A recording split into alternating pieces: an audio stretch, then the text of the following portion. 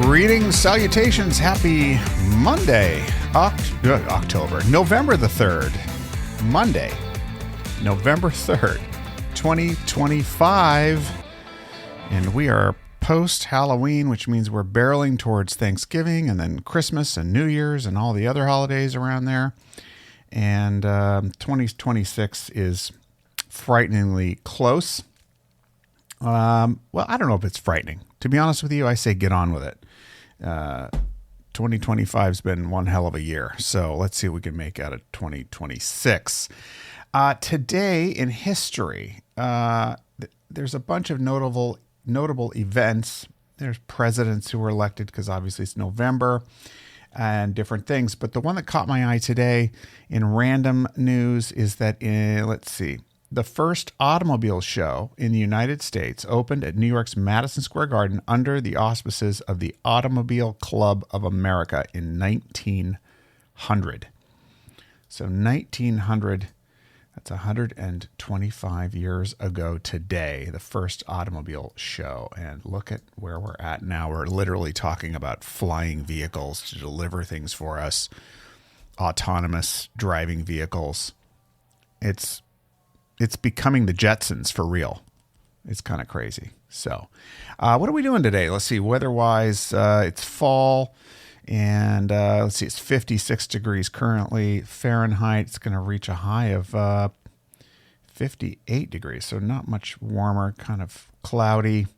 Feels like a fall day. We had a great weekend. I'm still recovering from surgery. And so what I'm finding is my energy level, depending on how much energy I exert. So Saturday was my first kind of leave the house, head to, Manhattan.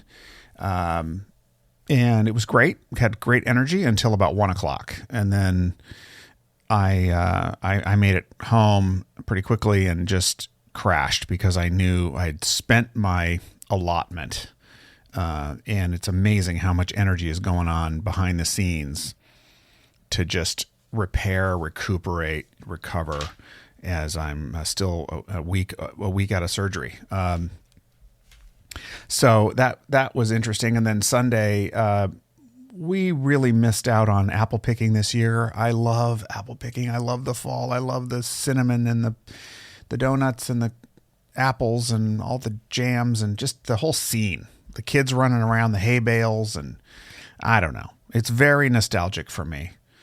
And we just missed it this year for various reasons. We just haven't been available to do it. And so we drove to a couple of kind of farm stores in New Jersey that are pretty cool. And they have some great products and things. And there were no more apples to pick, but there was a nice environment. We got some pictures and then we went and we bought a shoe rack that hangs over a door to finally fix our shoe problem because we have this small entryway and way too many pairs of shoes. And so they're now up in this rack that's just been transformational. So, but again, made sure to come back early afternoon because I knew I'd be descending and I just needed to rest. And that's exactly what I did. So here we are Monday morning, and I had grand plans for doing a whole bunch of different things. And I woke up this morning and my body said, yeah, no, you're not going to do that. You're going to rest some more because I need you to rest. And so I'm really just focused on paying attention to the signals that I'm getting so that I can continue to recover. And that's the hard thing, man. When you want to just sprint, you want to go, but in some cases there is no go if the batteries are dead. And my batteries are like an old phone. It's like they look really full and then all of a sudden it's like, you're on red. You got 20% left.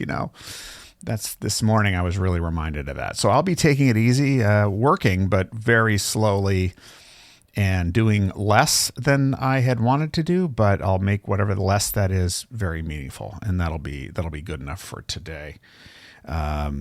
So yeah, I keep laughing though. I keep dropping weight every single day because I'm losing all this water that's coming out of my body from the surgery. And I think I'm like 10 pounds down from a week ago. It's incredible. It's the most amazing, like, little bonus with all the other crap, of stepping on the scale and liking the number every single day, at least for now. So we'll take whatever bonuses we can get. Right.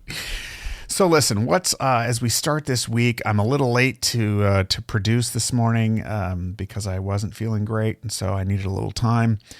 But thinking about this week and easing back into a couple of in-person activities, more recording for the Building Business Relationship show, which I'm so proud of already, and just really excited to kick off more entertainment around that, doing some man on the street interviews, hopefully doing some comedic bits from that, and building this cake, one layer at a time.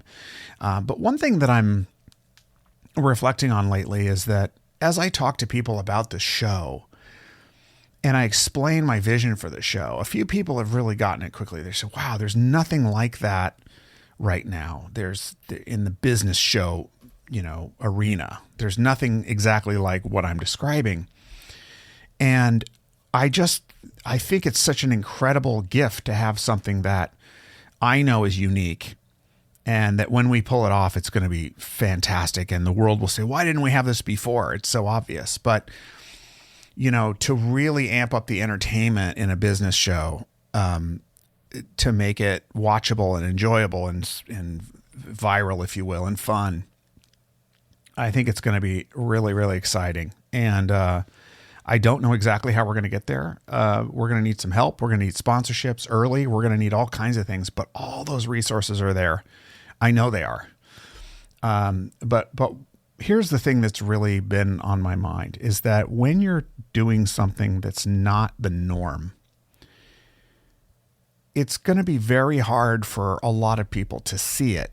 It's not their vision, and they have their own thing. Maybe they have their own cool thing too, but like, your vision is your vision. My vision is my vision. And while I don't want to stay,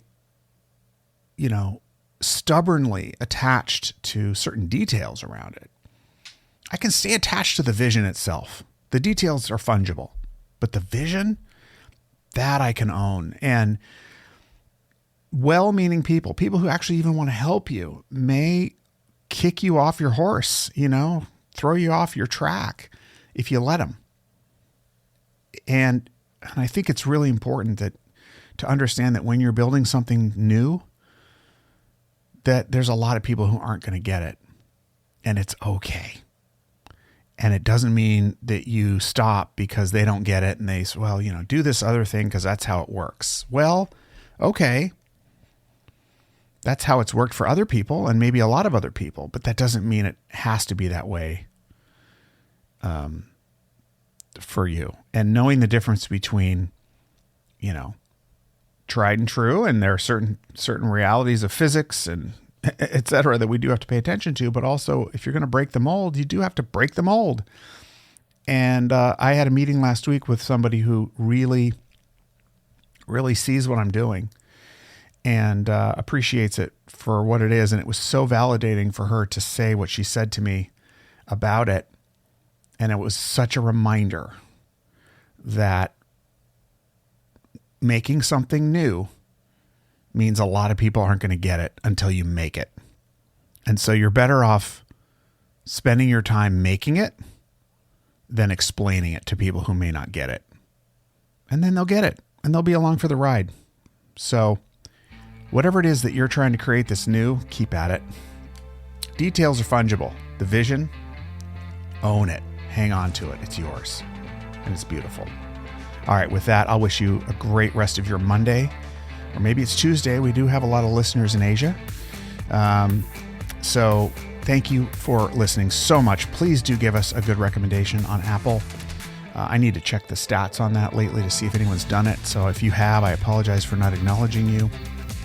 But thank you. Do comment on Substack. And thank you to those who do.